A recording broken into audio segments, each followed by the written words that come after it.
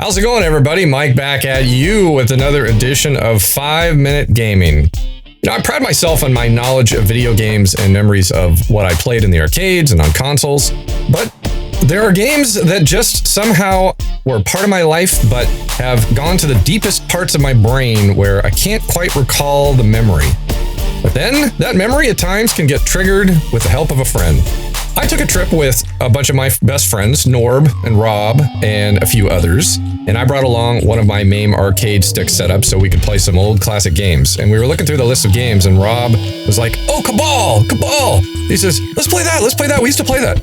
So they started playing Cabal, I got it working for him, and I was watching the game going, yeah, okay, I don't remember that one. And then a moment in that game happened where it all came back. And I can't remember where I played this game, but that moment triggered the memory, and I know I did. And it was a great moment, because at that point, it was like, oh, yeah, I remember that. And it's great when those things happen. So I'm glad I've got friends that like to play the video games as much as I did, who can help sometimes me remember something even I forgot. So talking about Cabal, there is a picture from the poster of the game, kind of some interesting art, definitely of a military feel. Cabal is a 1988 arcade video game originally developed by TAD Corporation and published in Japan by Taito Corporation and in North America and Europe by Fabtech. In the game, the player controls a commando, viewed from behind, trying to destroy various enemy military bases. The game was innovative for the era, but only a mild success in the arcades. Mild success, but at some point I came across it. I'm thinking it was maybe when I was at the University of Washington. It might have been in Arnold's, an arcade near Lander Hall where I live. Cabal became better known for its various home conversions, which I never saw or played. Cabal offers one player and two player simultaneous modes of gameplay. Each player assumes the role of an unnamed commando trying to destroy several enemy military bases. There are 5 stages with 4 screens each. The player starts with a stock of 3 lives and uses a gun with limitless ammunition and a fixed number of grenades to fend off enemy troops and attack the base. The commando is seen from behind and initially starts behind a protective wall, which can be damaged and shattered by enemy fire. To stay alive, the player needs to avoid enemy bullets by running left or right, hiding behind cover, or using a dodge roll. An enemy gauge at the bottom of the screen depletes as foes are destroyed, and certain structures, which collapse rather than shatter, are brought down. When the enemy gauge is emptied, the level is successfully completed, all of the remaining buildings on screen collapse, and the player progresses to the next stage. If a player is killed, he is immediately revived at the cost of 1 life, or game overs if he has no lives remaining. Boss fights, however, restart from the beginning if only remaining player dies. From time to time, power-ups are released from objects destroyed on screen. Some power-ups give special weapons, such as extremely fast-firing machine guns or an automatic shotgun with a lower firing rate and larger area of effect. Others grant extra grenades or additional points. Sounds pretty straight up. This is the flyer from the game. Dare the danger, action, intrigue, adventure. Cabal has it all.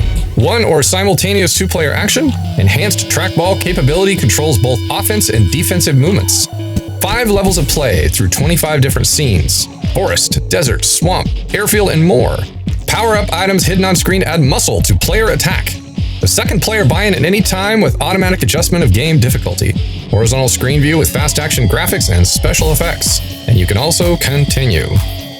Here's another poster I found from the game showing a few images from it. This, I believe, might have been for the console.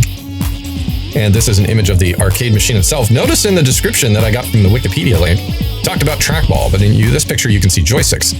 I'm going to be playing this with a controller, and I found that using the thumbstick works just fine. And it is a really interesting style of gameplay, too, that I'll explain when I'm playing.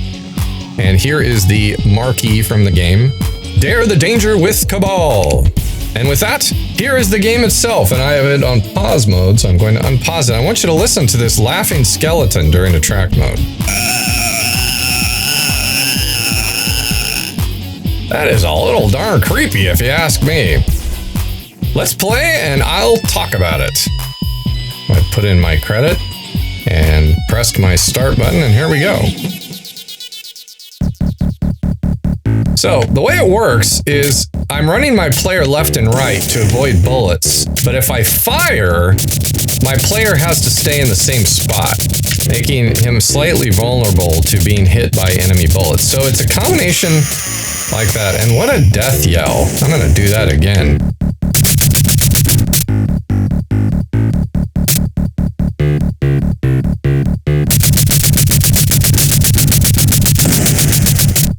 So if I stop, I can fire and the joystick moves my target marker all over the place.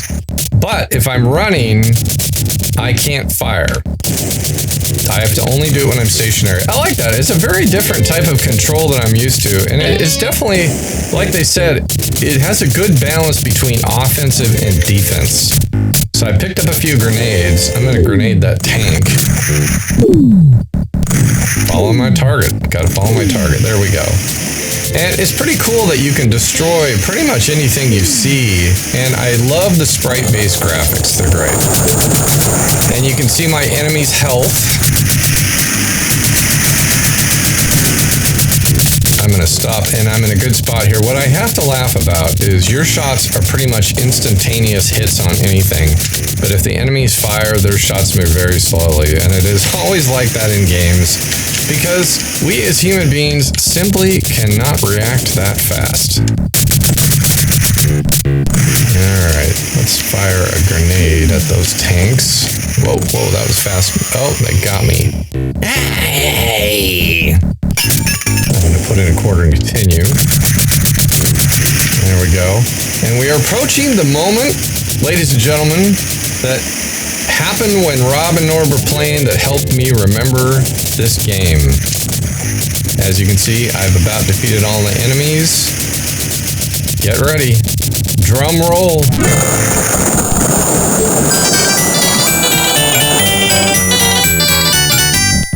And right there, folks, we have the happiest killing shooter I've ever seen in my life. You do the dance, and you travel away to the second level. I'm going to replay that right now for you with that happy music.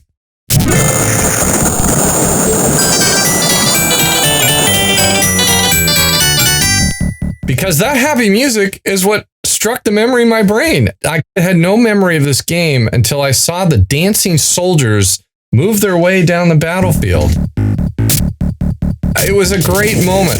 I had the biggest smile on my face because something came back. Something came back that I had completely forgot. And I'm going to do one more level just so we can enjoy that happy dance one last time. See how quickly I can clear this up. I died. What a funny death yell, too.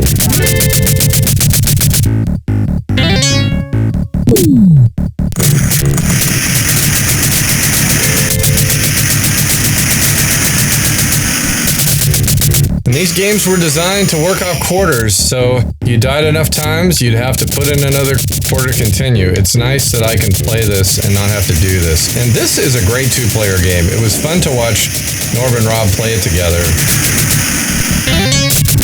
I definitely think this is a great two-player experience, for sure.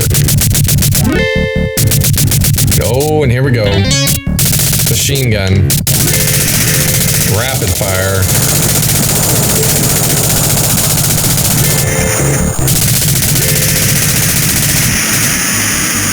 It's tricky because you want to just keep mowing down the enemies, but if you do that, you're going to get hit. And I've lost my machine gun. I was trying to maximize that machine gun. And here we are. We're approaching the happy moment. The happiest killing I have ever seen. There it is.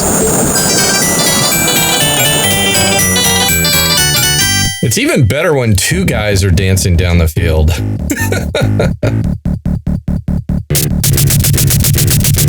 Keep out. Oh, I walked right into it.